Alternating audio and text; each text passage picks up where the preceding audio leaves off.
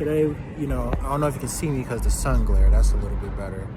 We're making a first in a line of videos, outdoor videos. And ironically enough, was doing Uber Eats delivery, and I keep going past my old high school. And I always said that I want to come back up here to make a video talking about my journey in politics and just way of thinking in general. Like how I got from, being like a liberal, intermediate, caring about some issues and not some other, to being kind of reactionary and like, ignorant about some issues.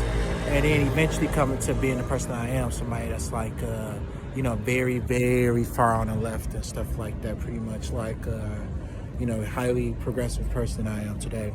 So basically when I was going to high school and stuff, I fell into a lot of, right-wing reactionary talking points because I grew up poor and I wasn't, the best looking or well-dressed guy back in the day. And I used to get talked about a whole lot, like especially about women. I used to get shit on a lot, and that made me into a reactionary, angry person. But it wasn't just women, so I shouldn't even say especially women. Like, I dealt with a lot of bullying from, guys too, both jocks and, I want to say, I don't really like calling people hoodlums and stuff like that because, I believe that's bullshit. Nobody's truly a hoodlum. Everybody's just doing what they need to survive, and I understand that as a person I am today. But, just dealt with a lot of shit growing up. So I grew up, and I was vulnerable to a lot of ideas that were toxic and ironically contributing to my situation, contributing, if you will, to my bullying and, what have you. And, being kind of, in a way, pro-white supremacy, ignoring things like sexism and homophobia, especially sexism against black women. And, and I wound up being a very awful person. And I would ask myself sometimes back in the day, like, oh, why can't I get a girlfriend, during and after high school, especially after. But it's like, bro, you're a reactionary piece of shit who go around talking about how you hate women. You to go around talking about how black people are lazy and all this other shit. But what changed my mind, I guess, ironically enough, was, because I never voted for Trump and I never was a Trump supporter. I wasn't that deep into the shit. But, after he wound up winning office, I literally started to see just in the early days of his presidency, how much damage he really did to this country. Like, just emboldening hatred of all kinds, and ignoring and embedding, white supremacist terrorism in our country. So that caused me to do more research about, the things that I was thinking and the ways that I was feeling. And instead of, being reactionary and reacting to the things that I went through when I was growing up, I started to become more of an intellectual person about the things I go into. And I don't mean fake intellectualism like Ben Shapiro or Matt Walsh or, Brandon Tatum or somebody will tell you like, oh, I'm such an intellectual. Let me teach you some cherry-picked data statistics on why racism, sexism, and homophobia or, transphobia is okay. I mean, I really started to research, the struggle of not only black Americans, but, immigrants of all kinds and, of course, women, of all races, of course, but particularly black women.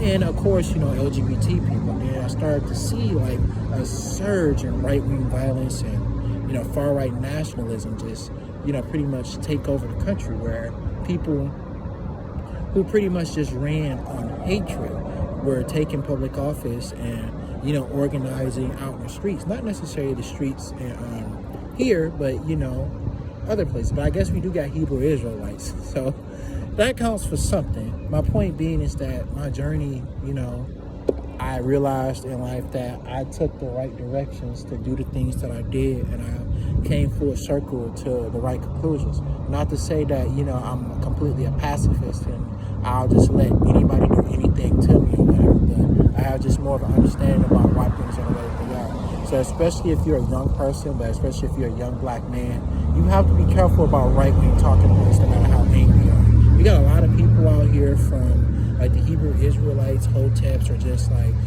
black republicanism. And I know it's a lot of young black men out there who are gamers and watching anime and stuff. But I think the bullying for those kinds of people is a lot less prevalent now. But I think I was basically the final generation that had to deal with that. But in case you are dealing with that among other, insecurities or hassles in your life, or you're dealing with I want to say like, you know, any kind of any kind of adversity, don't turn to hatred to be the solution to the way that you're thinking or the way that you're feeling. Always make sure that you research, you try to find out, and you show understanding to the people around you. Because, you know, people that are living their lives off hatred, or people that are, you know, in some way or another being, you know, very ignorant. That person was got hit by the tram.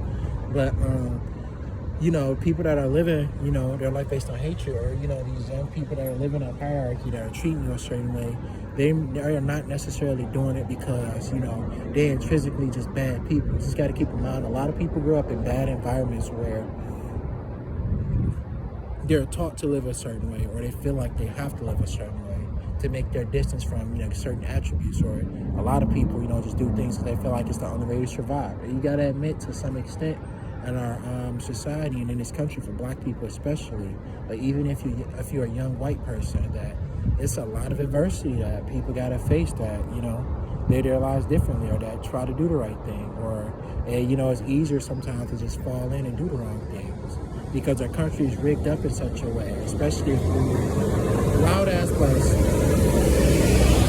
Going to talk about, you know, different structures, our economic structure of capitalism, how, you know, white supremacy afflicts the black community, and how we've been, like, you know, redlined into poverty, or, you know, and, you know, the way out, you know, is through unity and intellectualism.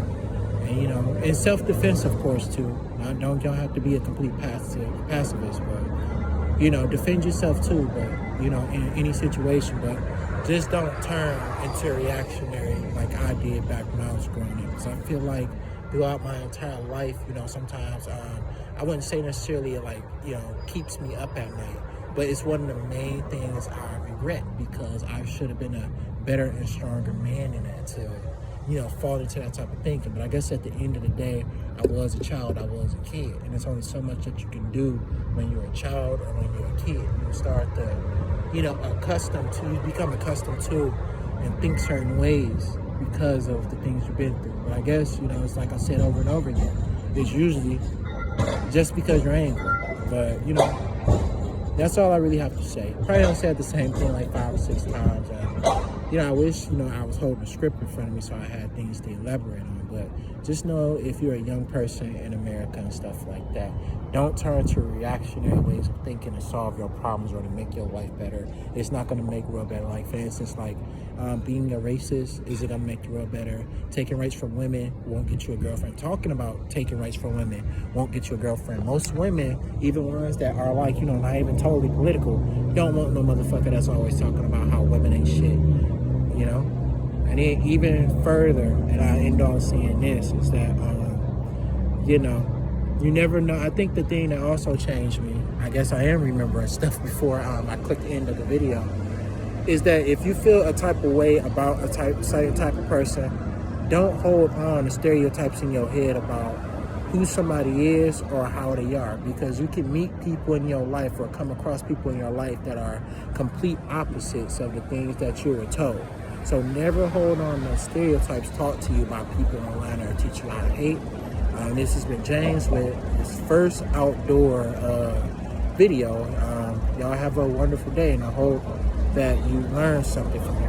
And remember, be a left-wing person, be liberal or left-wing, whichever one you choose, be an intellectual. Don't fall into any type of hatred movement, whether we're talking like, you know, fascism, white supremacy, or Hotepism, or the Hebrew Israelite bullshit. Make sure that you